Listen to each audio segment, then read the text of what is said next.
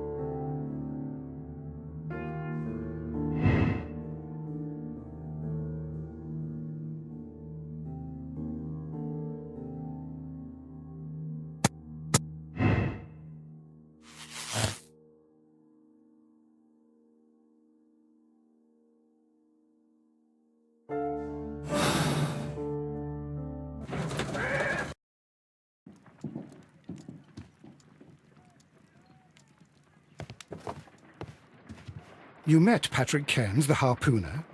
Do you believe he's the murderer?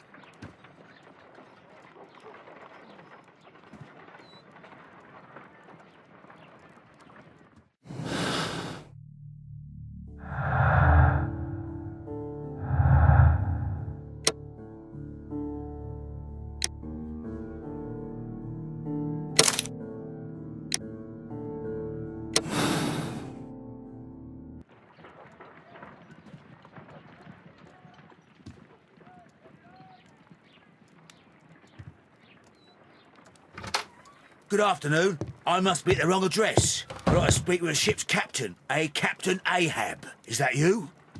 No, my name is Sherlock Holmes. That detective fella? So, you wanted to see me? That is correct. We need to talk. About what? About Black Peter, who was killed in his own hut with a harpoon. You know, don't you? Yes. How? The tobacco pouch. You recognized it. Oh, the sailor. It was you. Unbelievable. Well, fine. I confess. But if you really do know everything, you should also know that I didn't want to kill him. He made me do it. I know. Did you know about this story with the bond certificates? Did you need money? Yeah. I just wanted him to cough up a little silver. I'm out of work, and I thought maybe he could help me. Well, he refused outright, and he insulted me. I reminded him I knew all about that murder he committed at sea in 1883. Then he got mad when I spoke about his treasure. I barely just had time to throw the harpoon at him before he could jump at me with his knife. You know the truth. What will you do now? I ask that you return the bond certificates. Keep some of them. You will need them in your exile. It is better that you leave the country for a few years. And you won't say anything to the police? I will not say anything as long as you return the money. Well, I'll do as you ask. But what about Inspector Lestrade? I will deal with him. Goodbye.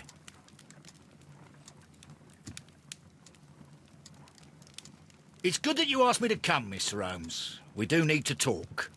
About what? What do you mean? Our case, Mr. Holmes. You sent me a message via your little thug, His name is Wiggins, Inspector. telling me that the case is solved. Well, Mr. Holmes, tell me, who is our murderer and where is he? The morgue. Eh? His name is, or rather was, Pablo Coventrao. He was also on the ship with Peter Carey, and he was a harpooner. I'll tell you everything, Inspector, but do calm down. Mrs. Hudson will bring us tea and orange cake. Orange cake? You're spoiling me, Mr. Holmes. That's my favourite. Ah, Mr. Holmes. Inspector Lestrade told me that I should thank you for clearing my name. He also said that you were waiting for me here. I came as fast as I could. I cannot thank you enough. It is all because of you that this nightmare is finally over. I believe that this belongs to you. My father's securities. Incredible! But how did you get them? It would take far too long to explain. Tell me. This is extraordinary. You are a genius. Then that may serve as an explanation. Goodbye, Mr. Nelligan, and good luck. Goodbye, Mr. Holmes. And thank you. 1,000 times thank you.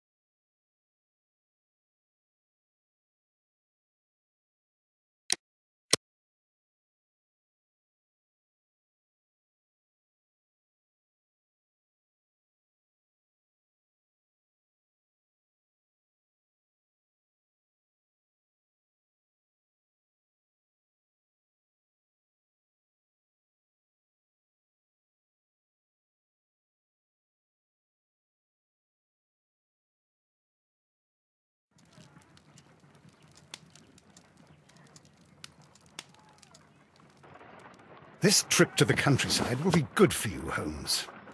As your friend and your doctor, I really do recommend that you give yourself a complete change of scene. Fresh air, brisk walks, bird watching, chopping wood. Sounds intolerable. I mean, certainly it sounds delightful. But you haven't yet told me who your friend is, the one we're going to visit. He is a bee lover. A bee lover? Do you mean that he keeps bees? That must be Mrs. Hudson, bringing the warm cloth that I requested. There is someone to see you, Mr. Holmes. I have no time. Send whoever it is away. Yes, Holmes, I really think we ought to leave now.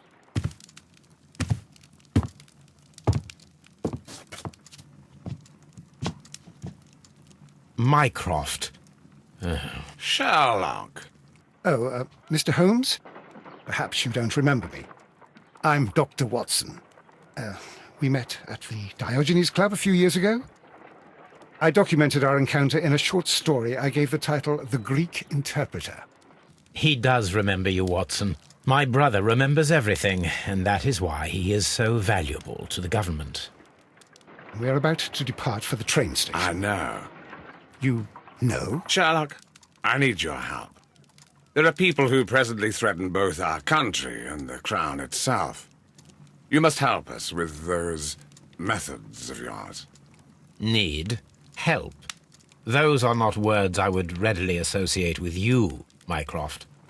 I wrote you a letter, but you did not reply. And this is not about politics. It's about people. People similar to those whom you pretend to defend in your petty detective affairs. Everything is about politics with you, Mycroft. I'm not interested. Have some of your agents, your spies, or worse, undertake this job of yours. You are defending your people, and they have little to do with the people I choose to help, I can assure you. That is the point. You think exactly as they do. Who are they?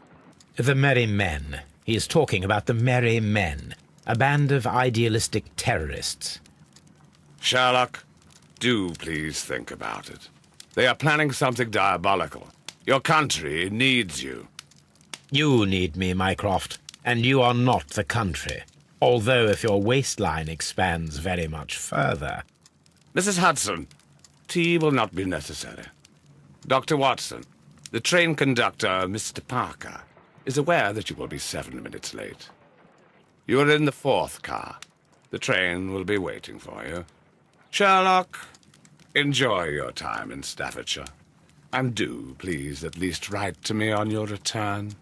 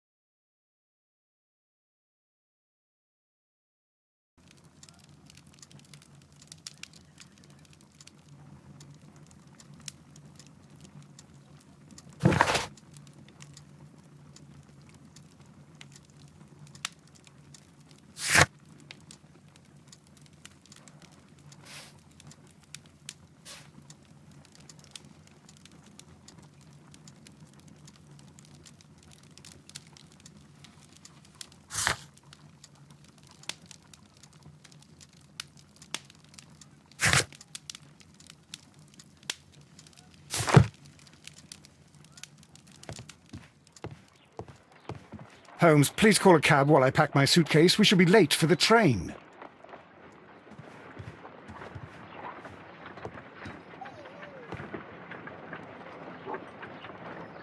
Look after Mrs. Hudson for us, Toby.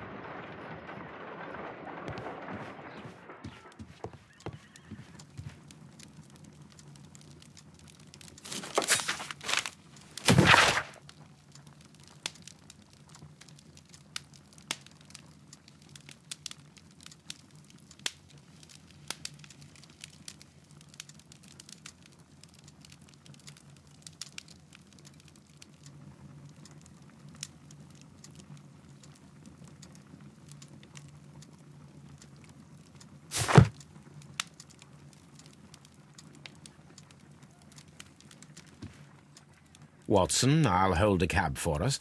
We leave in 5 minutes for the station.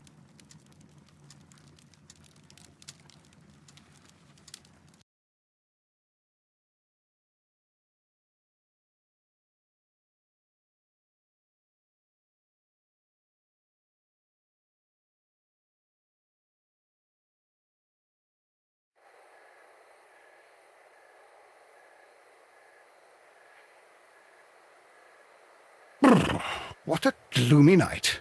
It was warmer inside the waiting hall. Since the station master told us that the train is about to arrive, we should not have to wait very much longer. Yes, at last. Attention! The train is arriving at the station. Please stand well away from the platform edge. I'll take your bags and your blasted archive suitcase. But, Holmes, the headlight. It's faded away. Something is wrong. I can't hear any sound from the incoming train. Excuse me, sir. Can you explain what has happened? I don't know. It's as if the train vanished into thin air. Holmes, say something. Quick, fetch a lantern and let us take a look. It's too dark. Only fog and rails, nothing else. There is no use in stumbling around here at night. We will come back tomorrow.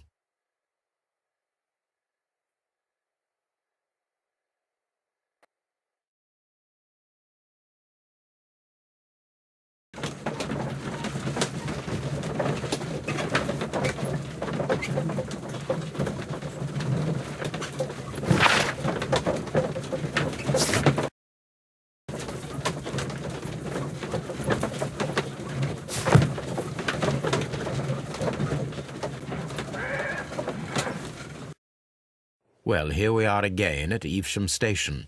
We have a full day ahead. Let us begin our investigation.